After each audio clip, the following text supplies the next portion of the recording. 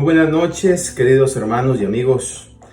Dios me los bendiga en esta noche de viernes, esperando, por supuesto, que todos se encuentren bien. Quiero recordarles que estamos saliendo no solamente en esta plataforma de Facebook Live, sino también en YouTube y también en nuestro sitio de internet. Ahí en estas tres diferentes plataformas estamos transmitiendo los días viernes. La dirección de nuestro sitio de internet es ayoni.org. Allí puede ver usted en el inicio de la página que va a estar la transmisión de este programa saliendo en vivo. Así que si usted desea, puede ir a nuestro sitio de internet, ya sea también a YouTube. Y si no ha ido a YouTube, le invito a que vaya también y que pueda suscribirse en nuestro canal de YouTube. Si no sabe cómo hacerlo, la búsqueda puede ir a Pastor Martín Azurdia y ahí lo estará llevando al canal de YouTube, o también, por supuesto, acá los que ya estamos en Facebook Live. Y agradezco a todos aquellos que comparten las transmisiones, esperando que siempre esta transmisión pueda ser de bendición para su vida espiritual en este estudio de la palabra del Señor. Les recuerdo también que estamos el día domingo en nuestro servicio en Bohemia, hermanos, a las 10 de la mañana en el 300 de la Knickerbocker Avenue. Repito la dirección por aquellos que no son parte de la congregación y que quieran acompañarnos, pero usted ya conoce, usted que es parte de la iglesia ya conoce. Estamos el día domingo a las 10 de la mañana en nuestro servicio. Recuerde que estamos siguiendo las precauciones y toda la reglamentación para poder cooperar todos juntos en esta situación que estamos pasando, esta delicada situación. Realmente es perturbante ver cómo en otros estados esto está descontrolado y también en otros países, y creo que nos debe de hacer reflexionar muy seriamente. Todo esto que estamos viviendo tiene que ser una reflexión para todos nosotros, para la cristiandad y para aquellos que no son creyentes y que todavía están fuera de la protección de Dios, fuera de la familia de Dios. Porque a menos que usted haya hecho a Jesús el Señor y el Salvador de su vida y viva para Él, usted está fuera de la familia de Dios. No podemos engañarnos a lo que la palabra de Dios, la Biblia, dice claramente. Solamente si estamos en Cristo seremos nuevas criaturas. Si alguno está en Cristo, dice la Biblia, nueva criatura es. Solamente al estar en Cristo. Y estar en Cristo significa poder rendirnos ante el señorío del Señor Jesús. La palabra claramente establece que no hay otro nombre dado a los hombres en el cual podamos ser salvos. Solamente en el nombre del unigénito Hijo de Dios podemos alcanzar la salvación. Entonces, este tiempo, esta situación que estamos viviendo, debe hacernos a todos recapacitar. A los que estamos cristianos, que somos creyentes, debe de motivarnos a poder limpiar nuestras vestiduras, a buscar la santidad en el temor del Señor, como dice la palabra, y a los que no son creyentes, a escapar por su vida, a realmente no seguir rechazando el mensaje del Evangelio. La palabra claramente dice que todo aquel que creyere y fuere bautizado sería salvo. Este regalo de la gracia de Dios está disponible todavía para todos. Así que si usted todavía no ha tomado esa decisión, mi oración, mi deseo es que usted pueda hacerlo pronto. Muy bien.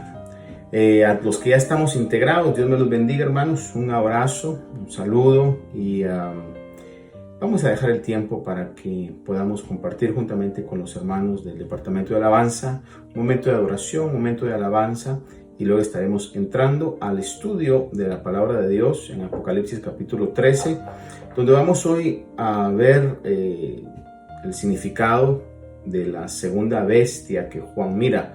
La primera bestia que Juan vio que subía del mar estaba refiriéndose al anticristo, y hoy vamos a estudiar el surgimiento de esta segunda bestia que Juan mira en la profecía apocalíptica, que se refiere al falso profeta.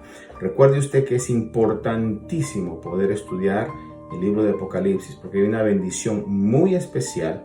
Parte de esa bendición creo que nos está haciendo una conciencia de lo que está por venir para que nosotros podamos tener ese temor a Dios, esa reverencia a Dios para consagrar nuestra vida. Estamos viendo tiempos finales, no me voy a cansar de decirlo, lo recuerdo solamente para que nosotros podamos prestar atención a la palabra del Señor.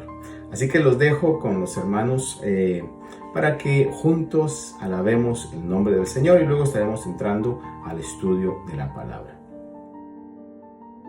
Dios les bendiga, hermanos, a cada uno y donde se encuentra. Los invitamos a que se unan con nosotros a adorar y a glorificar el nombre del Señor, a nuestro Dios, a nuestro Rey que reina con poder y autoridad. Vamos a cantar un canto que habla una verdad, que dice que Él es la única razón de nuestra adoración, y esa es una realidad. Él tiene que ser la única razón de nuestra adoración, de nuestra alabanza. Oh, sí, Señor.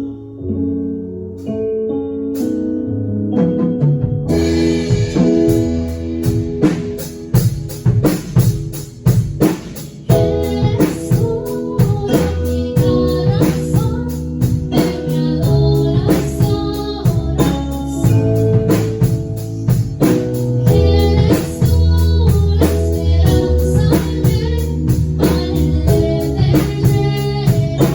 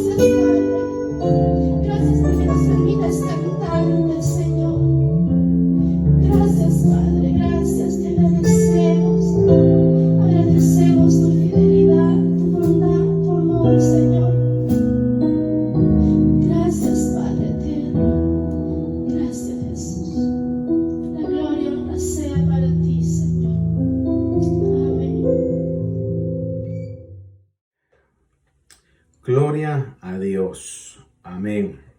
Santo es el Señor y digno de ser alabado. Él es santo. Es una de las cualidades de Dios, es uno de los atributos de Dios. Y el Señor, porque Él es santo, nos motiva a que nosotros seamos santos también. Su palabra nos dice, sé santos porque Él es santo. Y santo no es sinónimo de religioso. Santo es tener una vida apartada para Dios, donde no caigamos en el status quo del mundo, no sigamos lo que el mundo sigue, sino podamos tener los valores y los intereses que Dios tiene, que para Él son valiosos y que nosotros también los tengamos. Muy bien, bienvenidos todos una vez más. Les recuerdo, el día domingo estamos a las 10 de la mañana. Recuerde, llegue temprano, siéntese con su núcleo familiar para que podamos maximizar el espacio y vaya con un espíritu receptivo a que Dios nos bendiga en cada una de estas reuniones. Hoy lo podemos hacer solo los domingos por la situación del espacio lo permite, así que vaya temprano, hermano, para que podamos todos aprovechar este tiempo, día domingo a las 11 de la mañana. Muy bien, vamos a entrar entonces a la consideración de nuestro estudio de Apocalipsis y hemos avanzado hasta el capítulo número 13. El viernes pasado estudiábamos en el capítulo 12 el surgimiento de una bestia que es empoderada por el dragón que representa el diablo. Y esta segunda bestia es, diríamos, como la encarnación del espíritu de Satanás. Esta primera bestia representa al anticristo.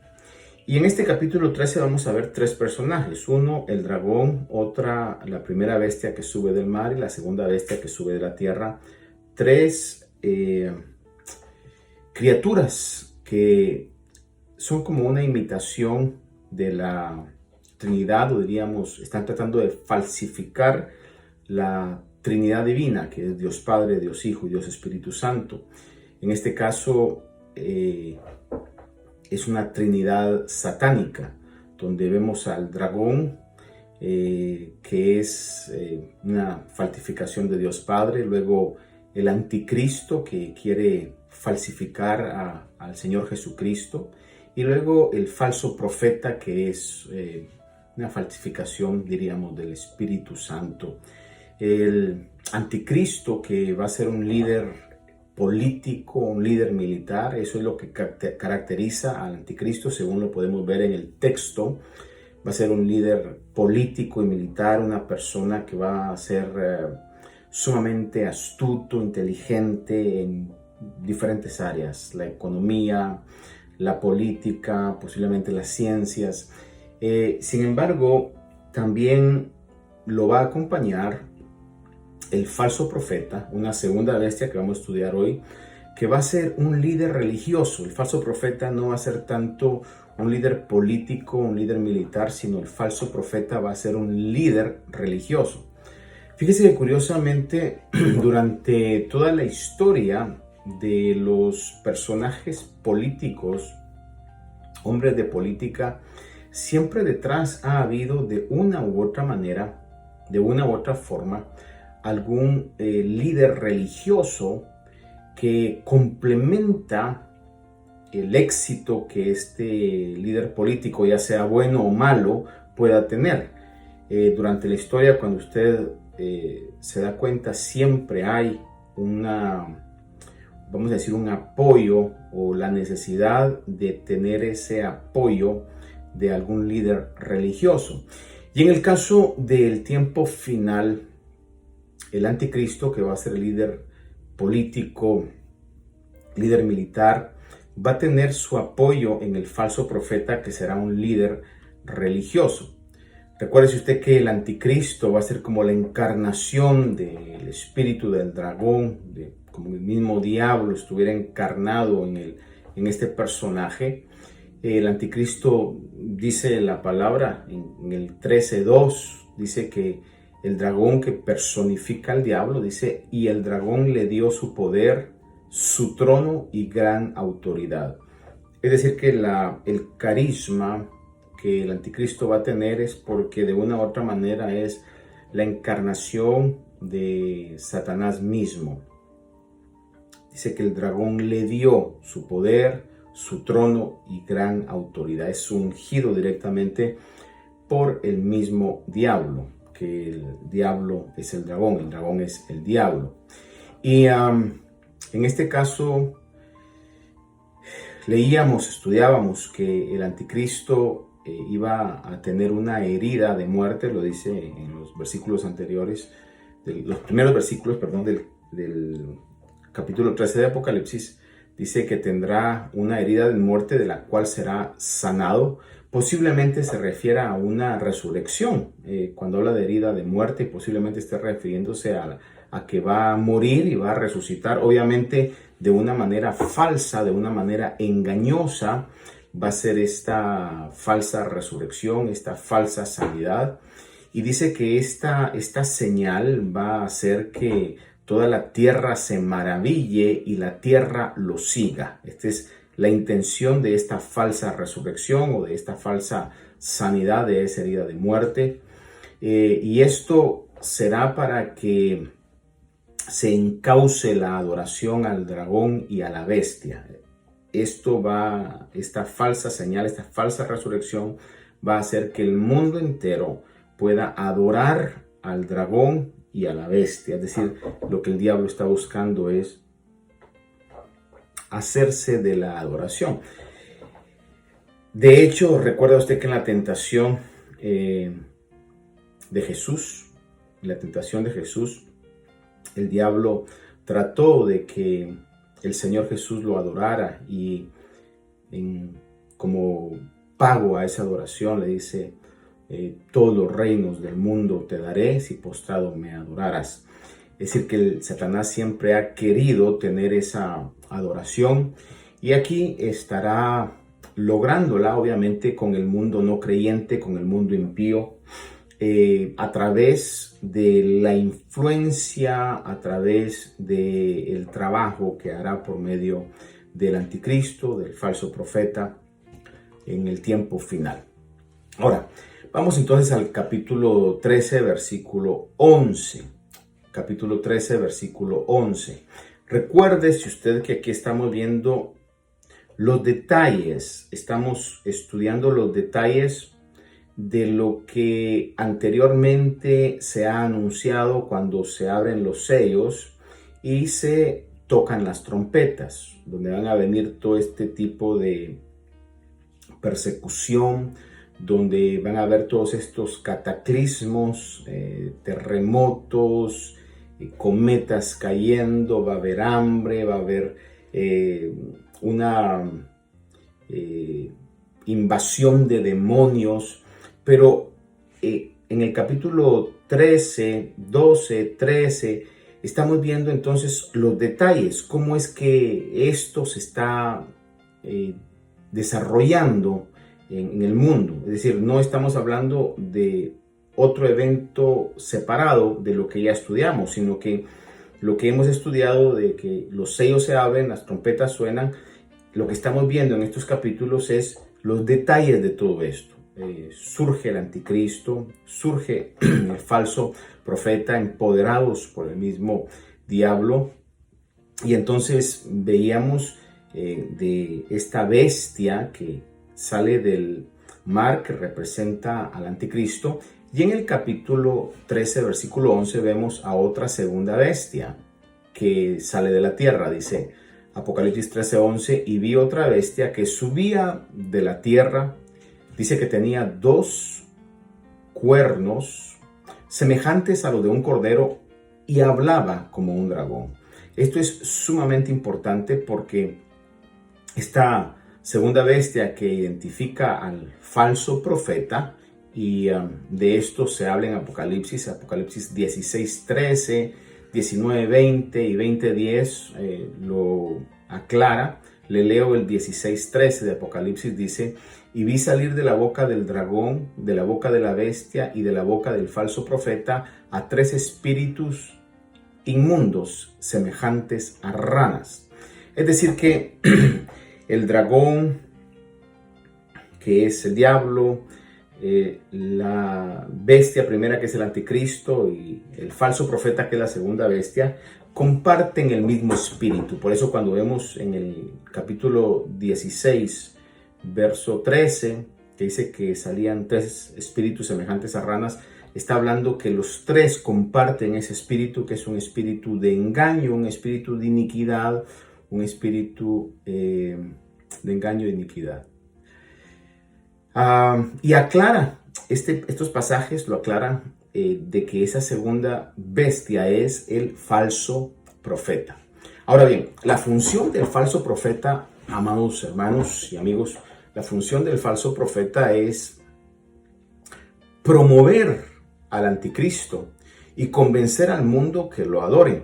Fíjense que el falso profeta, como Satanás, lo que hace es una imitación, es como que estuviera imitando realmente lo que fue el ministerio de Juan el Bautista. Recuérdese usted que Juan el Bautista vino primero que el Señor Jesús, preparando el camino para el Señor, encauzando la fe de todos aquellos que bajaban a ser bautizados por él, por multitudes, y dirigirlos a el Señor Jesús, a la adoración del Señor Jesús, al grado que él dijo que no podía compararse con él porque Jesús era mayor que él no era digno de desatar encorvado las sandalias de aquel que vendría. El ministerio de Juan Bautista fue señalar a Jesús, encauzar al mundo a la adoración a Jesús, y de una manera algo similar es lo que el falso profeta va a hacer, va a dirigir y va a querer que la adoración sea dirigida al anticristo. Este falso profeta, que es identificado en Apocalipsis, como lo leímos, tendrá la apariencia de como unos pequeños cuernos, como de un cordero. Dice literalmente que esta bestia tenía 2 cuernos semejantes a los de un cornero. Es decir, tiene la apariencia, diríamos, como de ser indefenso, de ser gentil, cuernos como de un cordero, es decir, cuernos que no hacen daño, sino que son como una ornamenta. Pero esto será para cubrir su verdadera personalidad, sus verdaderos propósitos de engaño, sus verdaderas intenciones, ya que dice que tenía 2 cuernos semejantes a los de un cordero y hablaba como un dragón. Es decir, que detrás de ese disfraz de cordero está la esencia del dragón. Recuérdense que comparten el mismo espíritu los 3, tanto el dragón como el anticristo y el falso profeta. Eso nos lo revela el libro de Apocalipsis. Entonces, este falso profeta tendrá una apariencia de ser indefenso, de ser gentil, representado en esos cuernos como de cordero, pero tendrá internamente el espíritu de un dragón. 2 Corintios capítulo 11, verso 13 y 14, hablando sobre los falsos ministros, el apóstol Pablo habla y dice: porque los tales son falsos apóstoles, obreros fraudulentos que se disfrazan como apóstoles de Cristo. Y no es de extrañar, dice el apóstol Pablo, pues aún Satanás se disfraza como ángel de luz. Es decir, el enemigo que se disfrazará como cordero por el falso profeta es algo que siempre ha estado haciendo durante todo su ministerio satánico, tratando de dar la apariencia de piedad, y es lo que sucede con aquellos falsos ministros que están tras sus propias pasiones, sus propios intereses, dan la apariencia de piedad, dan la apariencia de gentilidad. Sin embargo, detrás están esas intenciones maquiavélicas, esas intenciones demoníacas, y es como el enemigo ha actuado durante todo el tiempo, la historia y la lucha en contra de la iglesia. Dice Pablo, esto no es de extrañar, ya que Satanás se disfraza como ángel de luz. El hecho que el falso profeta venga de una apariencia distinta, no es de extrañar, ya que está empoderado por el mismo diablo y el mismo diablo se disfraza como ángel de luz. Entonces vemos muy bien que esta otra bestia tenía 2 cuernos semejantes a los de un cordero, pero hablaba como un dragón. Y en este caso vamos a ver también los siguientes versículos. En Apocalipsis 13, que estamos estudiando, versículos 12 y 13, dice acerca del falso profeta, dice, ejerce toda autoridad, vean conmigo ahí, dice, ejerce toda autoridad de la primera bestia en su presencia y hace que la tierra y los que moran en ella adoren a la primera bestia, cuya herida mortal fue sanada. También hace grandes señales de tal manera que aún hace descender fuego del cielo a la tierra en presencia de los hombres. Fíjese usted que la intención, como le decía yo, del falso profeta va a ser el que toda la humanidad, por supuesto la humanidad que ha rechazado la verdad, adore al anticristo, adore a la primera bestia. Esa bestia o ese anticristo que fue sanado de esa herida mortal, y lo va a hacer por medio de grandes señales, no señales cualquiera, grandes señales. Esto es parte del engaño que se ha estado concibiendo. Recuerde usted que el diablo es el padre de mentira, es el engañador por excelencia. Jesús en su ministerio, el Señor Jesús en su ministerio, hizo señales que convencerían que Él era el Mesías. De hecho, dijo de que si no creían a la palabra, creerían a las señales. El Señor estableció que si no se creía a la palabra, creerían a las señales. Creerían que Él era el Mesías, que Él era el Hijo de Dios, que Él era quien dijo que iba a hacer. Por eso el Señor realizó maravillosas señales que solamente el Mesías podía hacer. Sanó ciegos de nacimiento, resucitó muertos después de 4 días, caminó sobre el agua, calmó el viento, la tempestad, multiplicó panes, peces de una manera sobrenatural, sanó leprosos, etcétera, etcétera, etcétera. El Señor hizo señales para que evidenciaran que su mensaje era el mensaje de verdad. Y ese es el objetivo principal, que podamos creer a la palabra. Las señales que el Señor hizo fue para que creyeran al Evangelio. Ahora bien, el falso profeta va a utilizar también y se va a apoyar en el obrar ese tipo de señales para que crean en el anticristo, porque va a señalar al anticristo como que fuera el Mesías, el falso Cristo, el que está en lugar de Cristo. Déjeme leerle algunos versículos que yo sé que usted sabe, pero para que refuercen esto que estamos viendo. En Juan 2:11 leemos, hablando del Señor Jesús, dice: este principio de sus señales hizo Jesús en Caná de Galilea y manifestó su gloria y sus discípulos creyeron en él. Aquí se está refiriendo cuando el Señor, que fue el primer milagro que hizo, que cambió el agua en vino, fue para que sus discípulos creyeran en él. Entonces vea usted que las señales son para que se pueda creer en la persona, y más que en la persona, también en el mensaje. El versículo 23 de Juan 2 dice: cuando estaba en Jerusalén durante la fiesta de la Pascua, muchos creyeron en su nombre al ver las señales que hacía. Una vez más, muchos creyeron en su nombre al ver las señales que él hacía. Y en Juan 6:2 dice: y le seguía una gran multitud, pues veían las señales que realizaba en los enfermos. Todas las sanidades que hacía, aún las liberaciones que hacía, echando fuera demonios de la vida de las personas, hacía que gran cantidad de gente le siguiera y creyeran en la persona y en el mensaje del Señor Jesús. Ahora bien, el falso profeta, volviendo al falso profeta, actuará de la misma manera que el Señor Jesús actuó. Este falso profeta actuará de la misma forma para convencer al mundo que el anticristo es poderoso. Y diríamos, es más poderoso que los 2 testigos que en ese tiempo simultáneamente han estado haciendo predicando el evangelio con gran poder.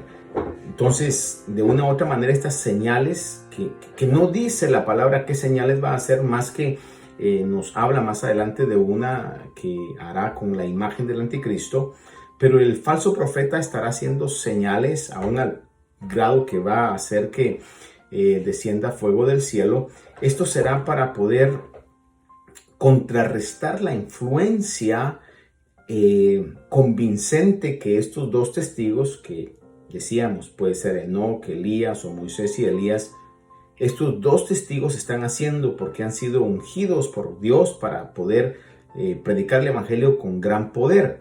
Y en medio de esta situación donde el anticristo va a querer matar a estos dos testigos y no va a poder hasta que Dios se lo permite, en ese tiempo ellos están haciendo grandes señales al grado que dice la escritura en capítulo 11, verso 5, que si alguno quiere hacerles daño, de la boca de los dos testigos sale fuego y devora a sus enemigos. Y dice, así debe de morir cualquiera que quisiera hacerles daño. Tienen tal poder estos dos hombres que aquel que quiere hacerle daño, de la boca de ellos sale fuego y consume a sus adversarios. Entonces, la lucha del anticristo contra estos dos individuos es algo que le da un terrible dolor de cabeza.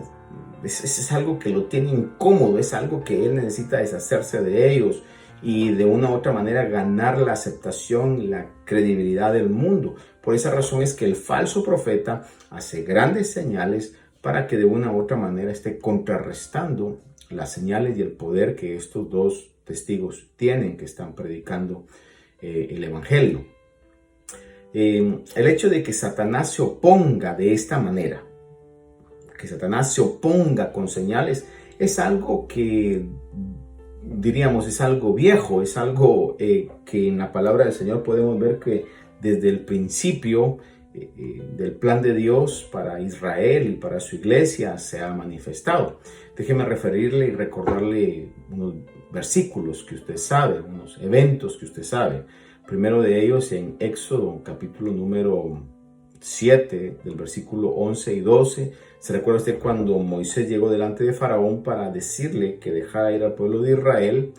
Dice que Moisés tiró su vara, porque el Faraón le dijo, ¿y qué señal sabré de que realmente es Dios? Y Moisés tira su vara se convierte en serpiente. Y en el capítulo 7 de Éxodo, verso 11 y 12 dice, entonces Faraón llamó también a los sabios y a los hechiceros, y también ellos, los magos de Egipto, hicieron lo mismo con sus encantamientos, pues cada uno echó su vara, las cuales se convirtieron en serpientes. Pero añade el versículo, dice, pero la vara de Aarón devoró las varas de ellos. Es decir, que esta lucha entre señales se ha dado desde el principio, hermano. No es nada nuevo. En 2 de Timoteo capítulo 3, verso 8 se hace referencia a este evento y identifica también a estos magos como Janes y Jambres. Dice, y así como Janes y Jambres se opusieron a Moisés, de la misma manera estos también se oponen a la verdad, hombres de mente depravada, reprobados en lo que respecta a la fe. Ahí está hablando acerca de hombres literalmente inicuos que se oponen a la fe. Y el pasaje hace referencia a que estos dos que se opusieron a Moisés se llamaban Janes y Jambres. Estos magos que tiraron sus serpientes, que imitaron, duplicaron la señal que Aarón había hecho, esa señal genuina. Pero mire, lo genuino siempre triunfa. Lo genuino siempre triunfa. Porque solo Dios puede hacer esas señales. Por eso creo que si el anticristo va a resucitar, entre comillas, va a ser una falsa resurrección, porque como le decía yo el viernes pasado, solamente Dios es el que puede dar vida. Decir que el falso profeta va a actuar, pienso yo y me inclino a pensar, va a ser actuando con falsedad, hechicerías, todo ese tipo de cosas, hermano, que mueve de una u otra manera elementos espirituales. No voy a entrar en detalles en eso porque no es el tema, pero lo genuino de Dios, el genuino poder de Dios ha triunfado y siempre triunfará. Aquí lo que Moisés estaba tratando, bueno, no tratando, sino lo que Moisés fue enviado a hacer es la liberación de Israel. Y en el caso de la iglesia, de nosotros los gentiles o el Israel espiritual, de igual manera ha habido siempre lucha y lucha a través de señales para que el mensaje del evangelio no se promueva. Le recuerdo, por ejemplo, en el libro de los Hechos aparece un individuo llamado Simón, Hechos 8, del 9 al 11, dice: y cierto hombre llamado Simón, que hacía tiempo que estaba ejerciendo la magia en la ciudad y asombrando a la gente de Samaria, pretendiendo ser un personaje o un gran personaje, y todos desde el menor hasta el mayor le prestaban atención diciendo: este es el que se llama el gran poder de Dios. Fíjese cómo se autodenominaba él, y la gente le seguía, estaba siendo engañada por este individuo que por medio de señales magia, utilizando la magia, estaba haciéndose llamar el gran poder de Dios. Y se le prestaban atención porque por mucho tiempo había asombrado con sus artes mágicas. Es impresionante hoy ver cómo a través del uso de la tecnología, de los trucos, aún usted puede ver en las redes sociales videos de gente que hace desaparecer cosas, hace aparecer cosas, y lo hacen en vivo, es decir, es un montaje, y algunos otros es usando lo que la Biblia llama las artes mágicas, ¿verdad? En este caso están utilizando este tipo de habilidades para poder engañar a personas. Pero además hoy también se utiliza mucho la tecnología. Es decir, todo engaño de magia, detrás de eso están inventos químicos, inventos de la física. Por ejemplo, se utiliza mucho el magnetismo, esas fuerzas que existen pero no se pueden ver, y eso hace que la gente sea engañada pensando que las personas tienen poder sobrenatural. Sin embargo, no lo tienen, carecen de eso, son señales mentirosas. Y hoy se está propagando eso mucho más. Por ejemplo, cuando uno mira alguna película, ya no sabe creer lo que es cierto, lo que no es cierto. Utilizando toda la tecnología, a veces las personas parecieran estar en cierto lugar y realmente no están ahí, sino que están en un set de televisión detrás de una pantalla, lo que le llaman en inglés green screen. Y están poniendo atrás los paisajes o lo que le llaman el background, ¿verdad? Gente que está volando en el espacio, está suspendida por cables con detectores de movimiento y detectores de luz en todo el cuerpo, y nos hacen ver esas imágenes como que estuvieran en esos lugares, pero no es así, es realmente todo el avance de la tecnología. Le decía yo el viernes pasado, si no me equivoco, que con los avances del sonido pueden proyectar voces a grandes distancias, y también por medio de los avances de la iluminación pueden hacer imágenes o tridimensionales, ¿verdad? Lo que se conoce como un holograma, donde proyectan esas imágenes y hacen como que la imagen estuviera hablando. Todo eso ya es una realidad del día de hoy. Y obviamente el Dios de este mundo, Satanás, que gobierna sobre todo, echará mano de todo eso para poder llevar a cabo su agenda de engaño. Y el falso profeta, este líder religioso, obviamente de una u otra manera estará engañando al pueblo, también utilizando todo este tipo de herramientas. Vamos a ver entonces el capítulo 13, versículo 14 y 15. Leamos versículos 14 y 15. Dice: además, engaña a los que moran en la tierra a causa de las señales que se le concedió hacer en presencia de la bestia. Esto es claro lo que hemos hablado. Diciendo a los moradores de la tierra que hagan una imagen de la bestia que tenía la herida de la espada y que ha vuelto a vivir. Dice, se le concedió dar aliento a la imagen de la bestia para que la imagen de la bestia también hablara e hiciera dar muerte a todos los que no adoran la imagen de la bestia. Vea esto entonces. Por medio de las señales que va a estar haciendo, va a lograr engañar a mucha gente. Y cuando esté en esa situación, cuando pueda ver el éxito que está teniendo por medio de las señales, va a hacer una imagen del anticristo y le va a dar aliento a esa imagen. En otras palabras, esa imagen va a cobrar vida, es lo que el texto nos está diciendo.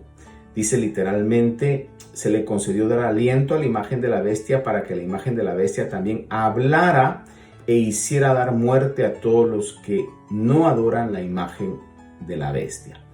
Entonces veamos, el propósito del falso profeta es engañar por medio de señales.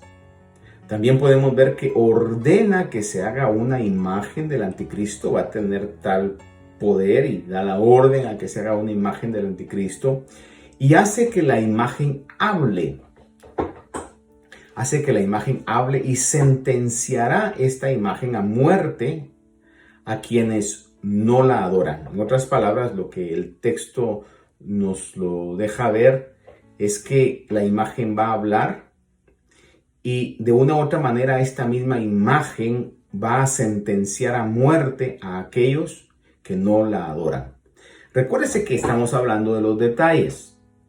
En medio de toda esta situación que se está dando, esta terrible persecución que el anticristo está llevando a cabo, van a haber muchos que son salvos, lo que se conoce como los salvos de la tribulación, que van a tener que pagar con su vida, con su cabeza, les van a cortar la cabeza porque no adoran a la imagen de la bestia.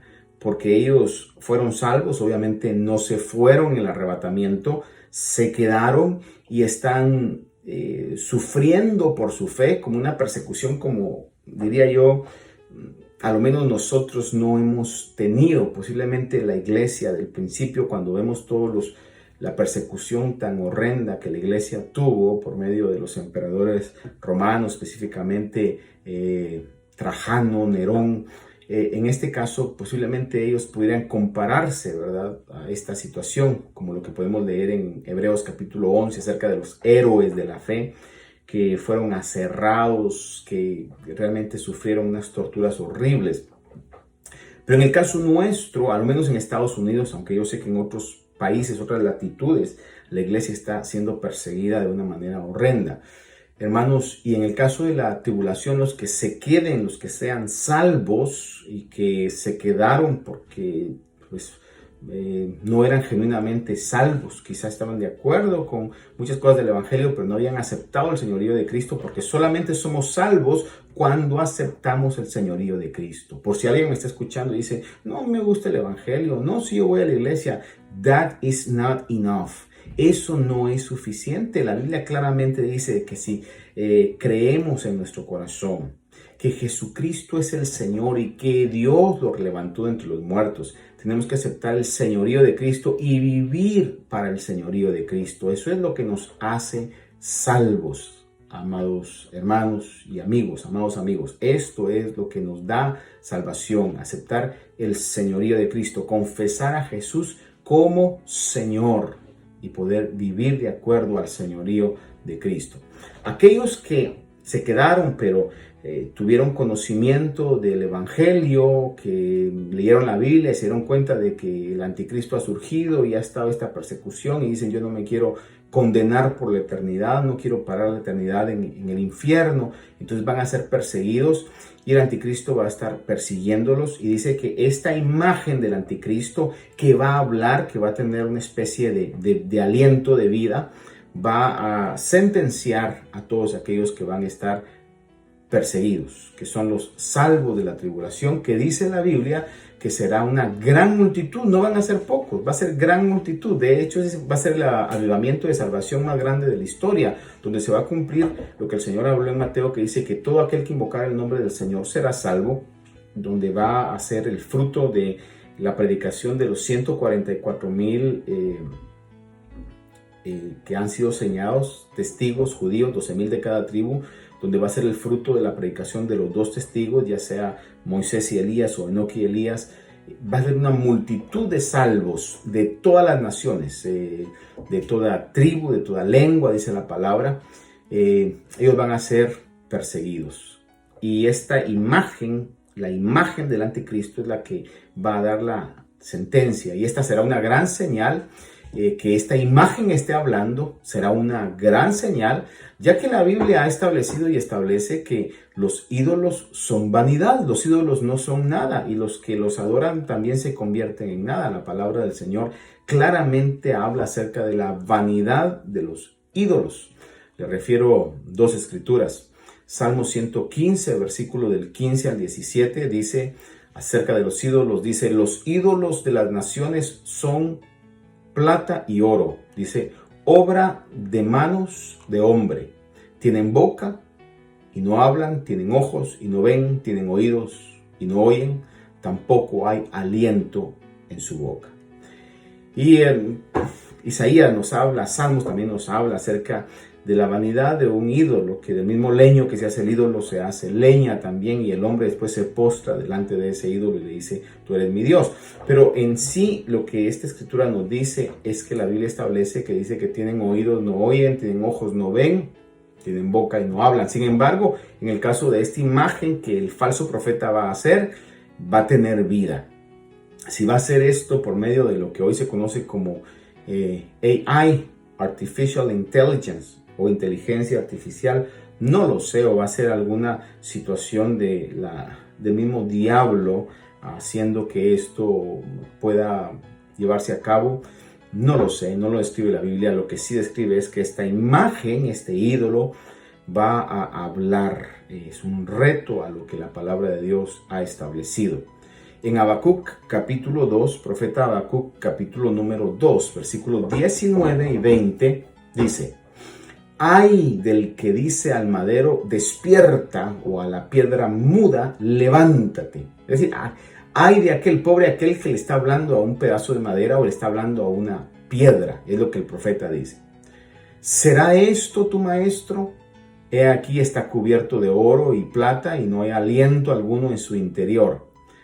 Y añade, dice: pero el Señor está en su santo templo, calle delante de él toda la tierra. Quizás estos versos son los que el mismo diablo va a utilizar para poder llevar a cabo su plan de poder hacer esa imagen y ponerla en el templo que ya va a estar construido en Jerusalén. Recuérdese usted que el anticristo va a hacer un pacto falso, una falsa paz, que a los 3 años y medio de haber comenzado ese pacto va a romper el pacto de paz. Israel entonces va a tener que salir corriendo, huyendo al lugar que Dios ha preparado para que el anticristo no lo destruya. Y en ese momento lo que el anticristo va a hacer es que va a permitir, ¿verdad?, que esa imagen de él mismo sea puesto, obviamente a través del falso profeta. El falso profeta va a ser como el manager, diríamos aquí, el que va a estar orquestando todo esto para que la imagen del anticristo sea puesta en ese templo. Volviendo entonces a esta imagen del anticristo, los estudiosos creen que este acto de poner esta imagen en el templo es lo que en la Biblia se conoce como la abominación de la desolación o la abominación desoladora. Un término que usted va a escuchar cuando se lee y se estudia la profecía bíblica: la abominación de la desolación o la abominación desoladora. Los estudiosos creen que el acto de poner la imagen del anticristo en el lugar santo, en el templo, esa va a ser lo que se refiere como la abominación de la desolación. Aparte que van a sacrificar también animales inmundos, un animal inmundo en el altar. Es parte de toda esta abominación. Daniel, el profeta Daniel, que como hemos dicho en ocasiones anteriores, se interpreta también con la profecía apocalíptica.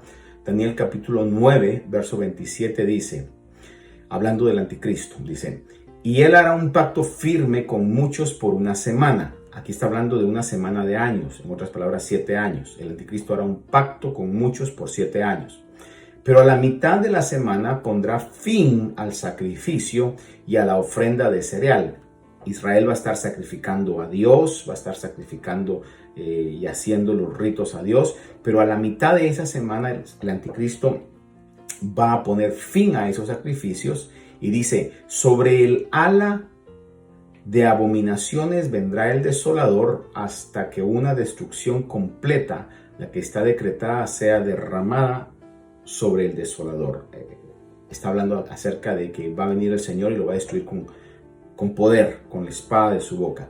Pero vemos en este pasaje que Daniel habla en este lenguaje de tipos y hasta cierto punto poético acerca de este acto que el anticristo va a hacer de poner esa imagen en el templo.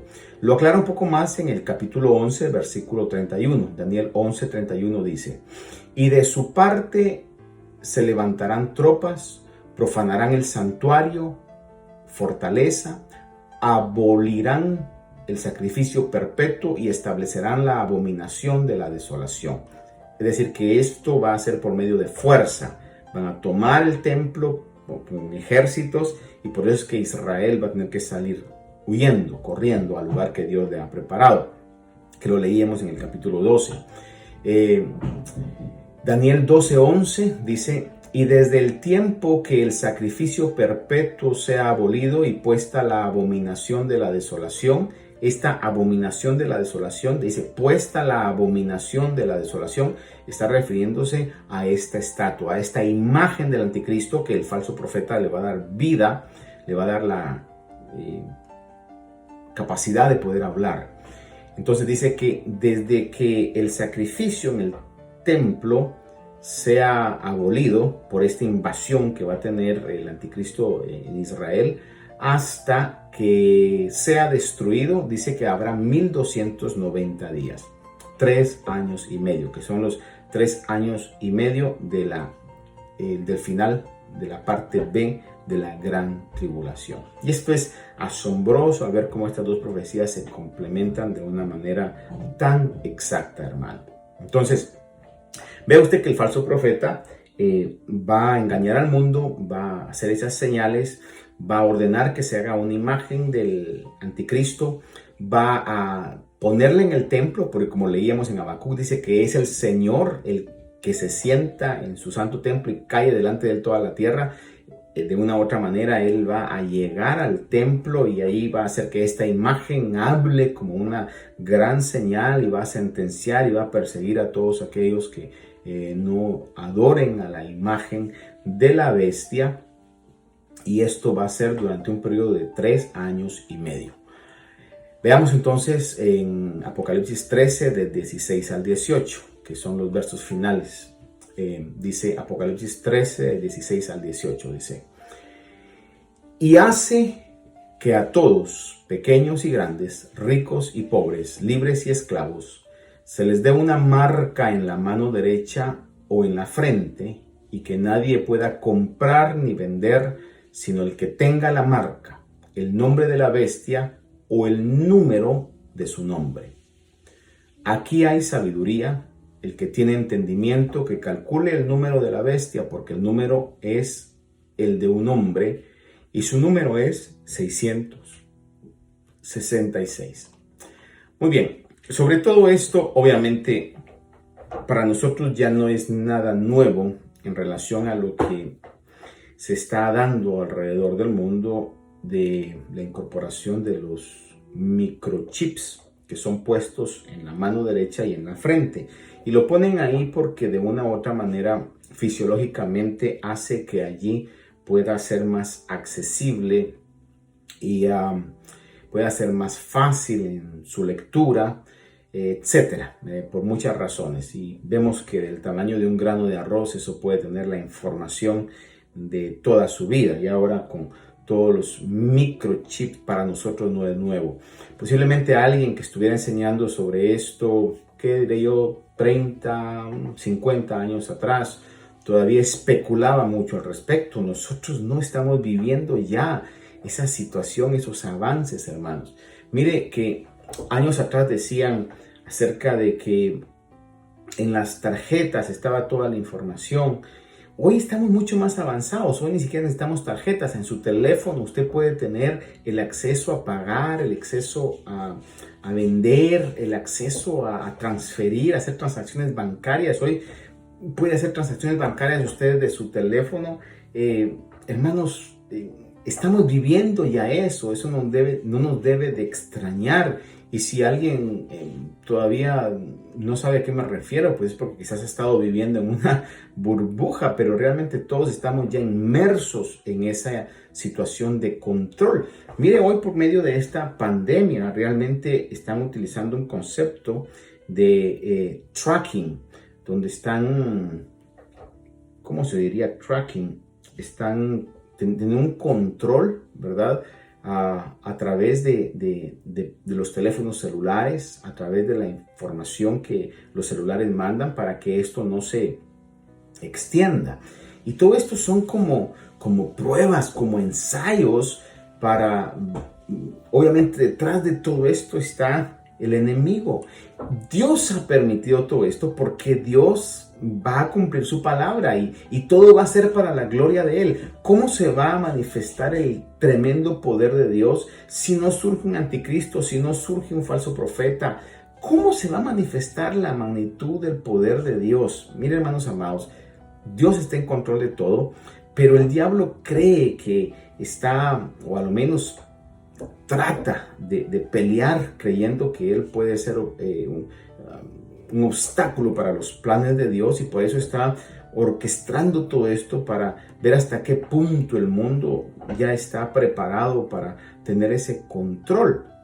Todavía el día de hoy es una incógnita acerca de este virus, que cómo surgió.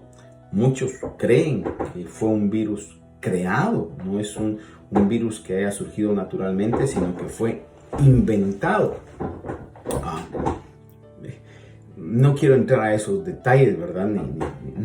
Ni que nos compliquemos la vida con esto. Yo me inclino a pensar que Dios está en control de todo, y no es porque this is not wishful thinking, hermano. Es una realidad bíblica. Dios está en control de todo. Si fue inventado, Dios permitió que lo inventaran.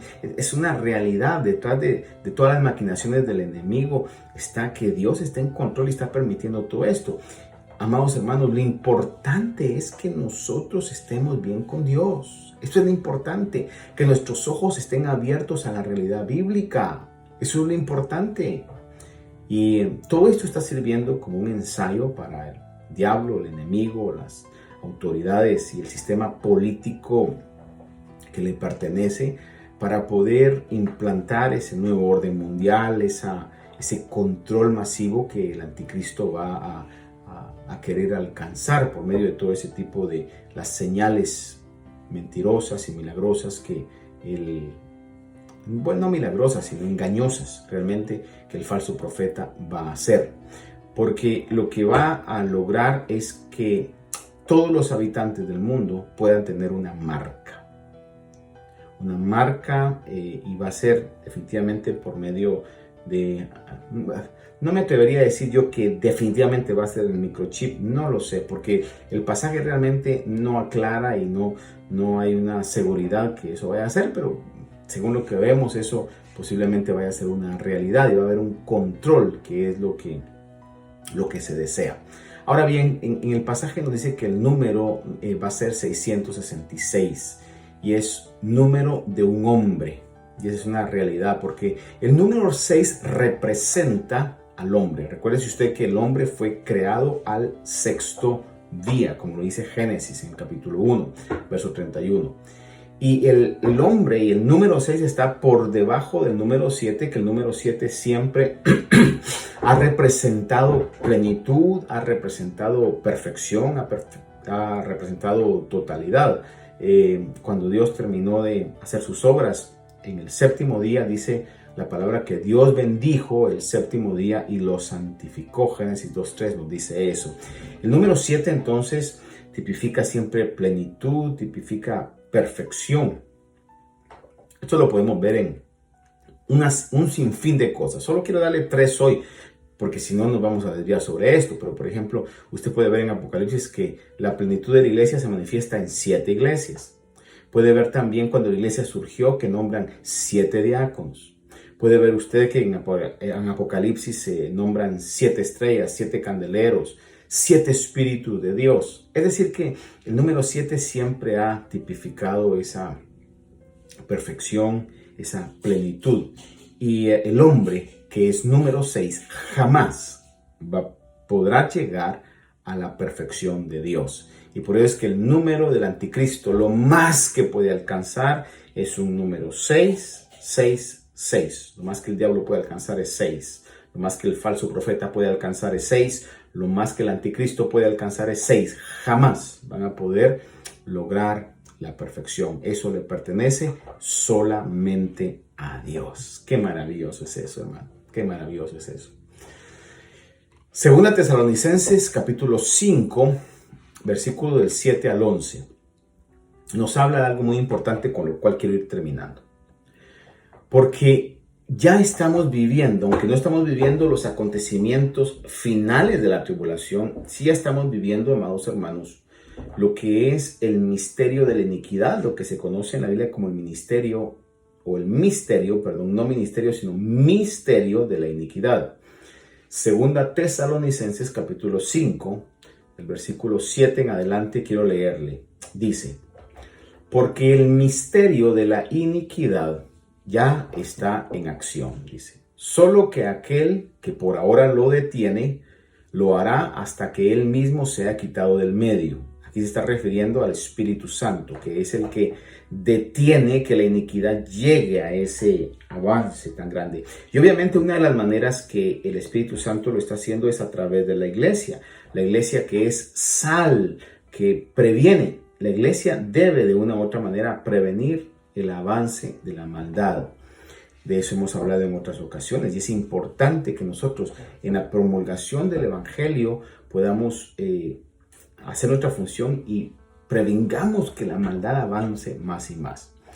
El Espíritu Santo que está en la iglesia, el Señor lo habló en su palabra claramente, que nosotros éramos templo y morada del Espíritu Santo. El Espíritu Santo mora en su iglesia hoy.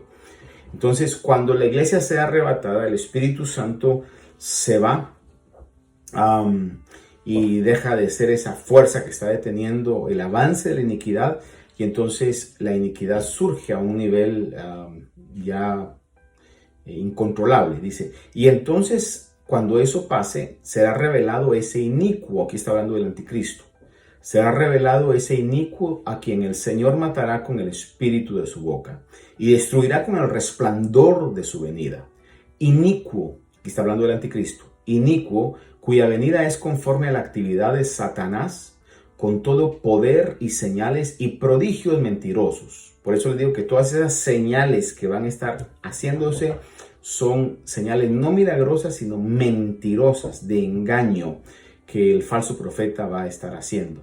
Posiblemente utilizando los avances científicos, tecnológicos, como vaya a ser, pero la palabra de Dios dice de que son prodigios mentirosos. Dice, y con todo engaño de iniquidad para los que se pierden. Cuando habla de engaño de iniquidad es porque la razón por la cual se está engañando es para llevar a la muerte, para llevar a la destrucción eterna.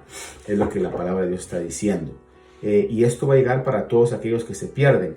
Y dice la razón, mire, dice la razón por la cual se pierden. Dice, porque no recibieron el amor de la verdad para ser salvos. La razón por la cual la gente se pierde es porque no recibieron el amor de la verdad para ser salvos. Cuando hablamos del pasaje más famoso de la Biblia, hablamos de Juan 3:16, dice, porque de tal manera amó Dios al mundo que dio a su único hijo para que todo aquel que en él cree no se pierda, mas tenga vida eterna. El versículo siguiente dice, porque no envió Dios a su hijo al mundo para condenar al mundo, sino para que el mundo sea salvo por medio de él. Y añade, dice, todo aquel que cree al mensaje ya es salvo, pero aquel que no cree ya ha sido condenado porque no ha creído en el unigénito Hijo de Dios. En otras palabras, ¿por qué es que va a haber perdición eterna? Porque se rechazó el mensaje. Y le recuerdo una vez más hoy, mientras más se rechaza el mensaje, más se endurece el corazón. Mientras más se rechaza el mensaje, más se endurece el corazón. Es exactamente lo que sucedió con Faraón. Fue endureciendo su corazón cada vez más y más y más, hasta que las plagas se pusieron cada vez más severas, al grado que llegó a lo final, que fue la plaga de los primogénitos, cuando su propio hijo primogénito falleció. Es exactamente lo que va a pasar con la humanidad. Cuando hemos estudiado Apocalipsis, nos damos cuenta de que van a haber unos juicios terribles, hermano. Y eso que todavía no hemos hablado de las copas de la ira de Dios, que es el juicio final, hermano, en este caso. Pero ya con los terremotos, con las hambres, con la escasez de agua, con todo lo que está sucediendo y los demonios actuando, es como para que la humanidad pudiera ablandar su corazón y volcarse al Señor. Sin embargo, la palabra nos revela que en lugar de que puedan tener corazones sensibles, sus corazones se hacen más y más duros. Y es lo que la palabra de Dios dice acá, de que la gente que rechaza el mensaje va a creer al anticristo, va a ser engañada por el anticristo, por el hecho de que no recibieron el amor de la verdad para ser salvos. Dice, por eso Dios les enviará un poder engañoso para que crean a la mentira. Va a ser muy fácil para ellos creer al anticristo, porque va a venir un poder engañoso para creer a la mentira. Dice, a fin de que sean juzgados todos los que no creyeron en la verdad, sino se complacieron en la iniquidad. Oiga esto. Si algo es lo peor que le puede pasar al ser humano, es poder no creer a la verdad. Pero esto pasa porque el ser humano se complace más en la iniquidad que en la verdad. La palabra de Dios claramente dice que la luz vino, hablando acerca del Señor Jesús, pero los hombres amaron más las tinieblas que la luz. La naturaleza humana corrompida va a amar más la maldad que la santidad, va a amar más la mentira que la verdad, va a amar más el engaño y la falsedad que la verdad de Dios. Esa es la naturaleza del hombre. Dice aquí que no creyeron a la verdad, sino que se complacieron en la iniquidad. Amados hermanos, usted y yo sabemos que la palabra de Dios, la Biblia, el mensaje de la palabra de Dios es verdad. El Salmo dice, la suma de tus palabras es verdad. El Señor vino a dar testimonio de la verdad. La palabra de Dios es verdad. La profecía apocalíptica es verdadera. Y la palabra de Dios debe tener un valor en nuestra vida. Ahora la pregunta es, ¿tiene más valor la verdad en nuestra vida o nos complace más la iniquidad? Oiga esto que le estoy diciendo. Y nos estoy diciendo a mí primeramente y a todos nosotros como una reflexión, especialmente a aquellos que no han recibido al Señor como su Señor y como su Salvador. ¿Tiene más valor la verdad en su vida o tiene más valor el complacerse en la iniquidad, el complacerse en el pecado? Hermanos y amigos, el pecado obviamente, si fuera algo desagradable y feo, no tendría ninguna atracción. ¿Por qué nos atrae el pecado? Porque causa un tipo de satisfacción y una atracción que yo le llamo una atracción mortal, hermano, porque nos lleva siempre a la muerte.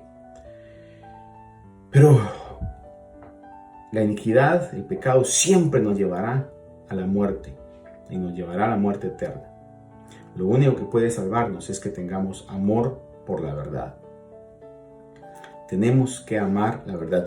Y cuando estudiamos la profecía apocalíptica de una u otra manera, hermano, yo no sé si en usted, pero en mí causa un temor reverente, en mí causa un espíritu de precaución, hermano, de poder cuidar mis pensamientos, mis palabras, mis acciones. Espero que esté causando en usted lo mismo también, para poder trabajar en nuestra salvación, cuidar nuestra salvación con temor y con temblor, como dice la Biblia. Porque el mundo es atractivo, hermano. El mundo va a tratar de convencernos. The world is going to try to entice you, to grab you and to get a hold on your soul. And the only way out is to love truth, to love truth. The word of God, the word of truth is able to clean our life. La palabra de Dios es capaz de limpiar nuestra vida.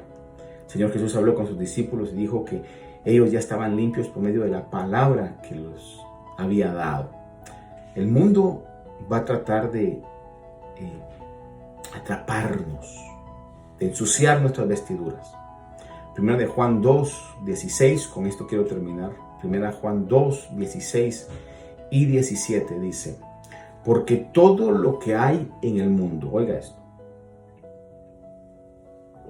Yo sé que usted sabe el pasaje, pero déjeme concluir con esto. Todo lo que hay en el mundo, la pasión de la carne, la pasión de los ojos y la arrogancia de la vida, dice que no proviene del Padre, sino del mundo.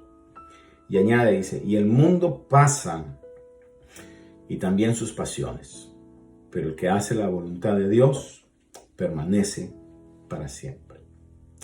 Lo más importante que usted y yo podemos hacer, queridos hermanos, es poder vivir esta vida para hacer la voluntad de Dios. La meta más grande que usted y yo podemos tener es haber hecho la voluntad de Dios, haber terminado nuestra carrera, haber caminado sobre las obras que Dios ha preparado de antemano para nosotros.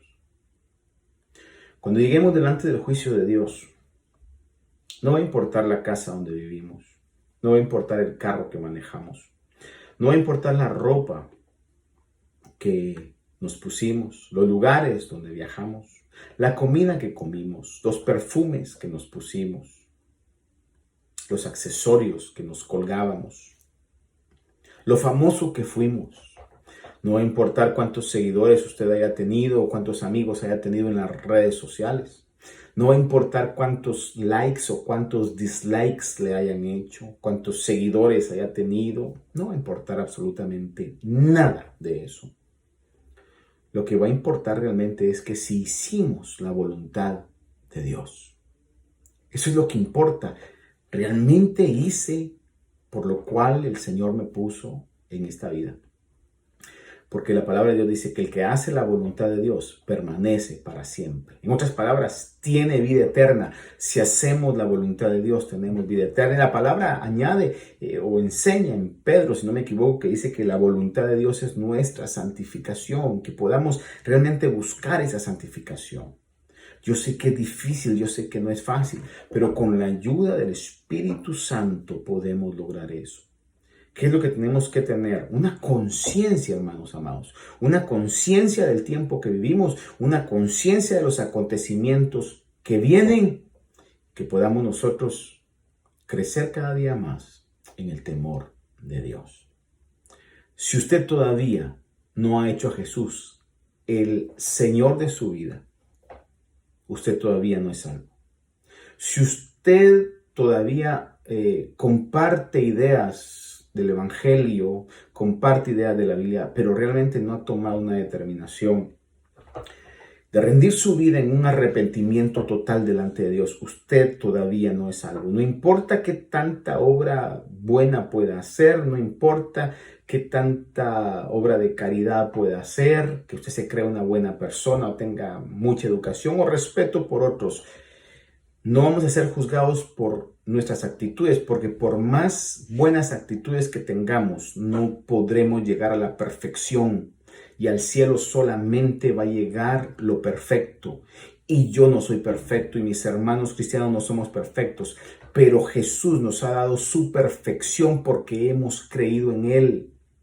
Él ha pagado toda nuestra deuda porque nuestra deuda cayó en Él sobre la cruz del Calvario. Nuestra deuda está en cero porque el precio lo pagó el Señor Jesús. Y eso también es para usted. Usted solo no puede lograr la salvación. Usted solo no va a poder lograr entrar al cielo. Porque ha pecado y el más mínimo pecado ya lo ha descalificado para que entre al cielo. Usted necesita la justicia de Dios que es por medio de la fe en Cristo. Usted necesita ser justificado por medio de creer y aceptar el sacrificio de Jesús. Y lo puede hacer hoy. Si no lo ha hecho, le invito a que lo haga juntamente con nosotros. Padre bueno, esta noche te agradezco, Señor, por esta oportunidad que nos das de estudiar tu bendita palabra. Estoy tan agradecido por ti, Señor, porque podemos estudiar tu palabra y esa palabra genera en nosotros vida, Señor. Esa palabra nos bendice, Señor, y nos bendice con una bendición que sobrepasa todo placer y toda satisfacción terrenal, amado Dios. Tu palabra, Señor, es la que está abriendo cada día más nuestros ojos a la realidad de lo que hemos recibido de ti y a la realidad, Señor, de la bendición que has derramado sobre nuestras vidas, amado Dios. Te doy gracias por cada hermano, cada hermana que hoy, Señor, está en esta sintonía. Gracias, Señor, por sus vidas. Gracias porque has puesto amor por tu palabra, Señor. Sé que tu palabra nos está perfeccionando cada día, Señor, que pasa. Esa palabra está limpiando nuestras vidas, Señor. Permítenos crecer en ese conocimiento verdadero para ser instrumentos útiles en tus manos. Danos ese hambre, danos esa sed, Señor, por la verdad, para poder, por medio de nuestro mensaje, Dios mío, poder impartir salvación a otros que han de oír por medio de mis hermanos, Señor, la palabra de Dios. Usa estas transmisiones para llegar con salvación, Señor, y para limpiar las vidas de aquellos que somos parte de tu iglesia. Pero también te pido por aquellos, Señor, que hoy al escuchar esto, doblan sus rodillas, Señor, humillan su corazón delante de ti. Reconocen, Señor, que ellos no pueden ser salvos por medio de sus obras. Y hoy, Señor, se refugian ante la cruz. Hoy, Señor, se refugian, llegan delante de ti, Señor, arrepentidos, pidiéndote perdón. Te ruego, Señor, que perdones sus pecados, que laves sus vidas con tu sangre preciosa, que los hagas, Señor, nacer de nuevo como tu palabra lo promete. De lo que tú nos has dado, de esa gracia es la que impartimos hoy, Señor. Te pedimos, Dios mío, que tu salvación llegue, Señor, y sabemos por la fe en tu palabra que así será. Que todo aquel que cree en su corazón y confiesa con sus labios a Jesús por Señor, hoy, Señor, es salvo. Dale, Señor, la guía para poder permanecer en ti, que puedan congregarse, que puedan ser enseñados en tu palabra, que puedan crecer, amado Dios, y que puedan ser instrumentos para salvación también de su familia. En el nombre de Jesús es lo que te pido hoy, Señor amado. Gracias por este tiempo. Bendice a tu pueblo, bendice a tu iglesia, Señor, aquellos que están enfermos, aquellos que puedan estar pasando cualquier tipo de necesidad, Señor. Que tu mano de poder se manifieste, Señor, y que hoy podamos ver esas señales maravillosas que siguen aquellos que creen, Señor. Te lo pido hoy en el nombre poderoso de Jesús. Te ruego desde ya por el día domingo, Señor, que tu pueblo podamos ir a tu casa con un corazón agradecido. Que podamos llegar, Señor, a tiempo. Que podamos llegar con gozo, con alegría, con hambre y sed de ti, Señor, con un espíritu de adoración, amado Dios. Te lo ruego, Dios mío. Yo sé que tú eres el que cuida, tú eres el que protege, Señor. Estamos haciendo lo que debemos hacer, pero lo demás, Señor, está en tu control y sabemos, Dios mío, que tú eres el Dios que es todopoderoso. Gracias, Señor amado, por la oportunidad que nos das de escuchar tu palabra, de congregarnos, de alabarte. Permite, Señor, que lo hagamos con una actitud buena. Permítenos, Señor, que podamos hacerlo con agradecimiento en nuestros corazones. Bendice a tu pueblo, Señor, es lo que te pido en esta hora. Gracias por tu misericordia. En el nombre de Jesús. Amén y amén. Gloria a Dios. Dios me los bendiga, queridos hermanos. Les recuerdo nada más que comparta esta transmisión. Compártala. Todos aquellos hermanos que la comparten y que luego le hacen un watch party, pues hágalo. Si el Espíritu lo motiva a hacerlo, hágalo. Vamos, que la palabra de Dios pueda llegar y pueda llevar salvación a todos aquellos que están en su círculo familiar y su círculo de influencia. Amén. Dios me los bendiga. Recuérdese, día domingo a las 10 de la mañana estamos en el 300 de la Knickerbocker Avenue en Bohemia. Domingo a las 10 de la mañana nos vemos en nuestro servicio. Un abrazo a todos. Amén y amén.